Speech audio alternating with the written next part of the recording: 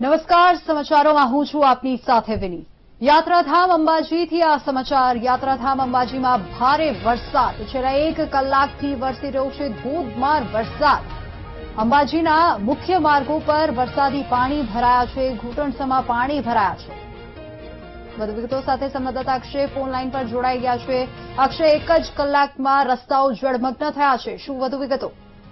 જે ચોક્કસ યાત્રાધામ અંબાજી ખાતે જે છે વરસાદની આગાહી પ્રમાણે બનાસકાંઠા જિલ્લામાં જે પ્રમાણે વરસાદની આગાહી છે તે રીતે અંબાજી ખાતે ધોધમાર વરસાદ પડ્યો હતો। 1 કલાક સુધી ચાલી રહ્યા વરસાદના અંદર આમ કહી શકાય કે જે સમગ્ર અંબાજી છે પાણી થઈ ગયું હતું। અંબાજીના અંદર આવેલા તમામ કે રસ્તાઓ છે તેમાં પાણી ફરી વળ્યા હતા, જેને લઈને જે છે અંબાજી હિંમતનગરનો જે મુખ્ય માર્ગ છે પોલીસ સ્ટેશનની સામે ત્યાં પાણીનો એટલો ભરાવો થઈ ગયો હતો કે જે નદી જેવો માહોલ ત્યાં સર્જાયો હતો અને મોટાભાગના વાહનોને ત્યાંથી પસાર થવા ખૂબ જ તકલીફ પડી રહી છે। હાલમાં પણ જે વરસાદી વાતાવરણ છે અંબાજીમાં થયેલું છે અને હજુ પણ મહત્તમ વરસાદ પડે તેવી શક્યતાઓ છે।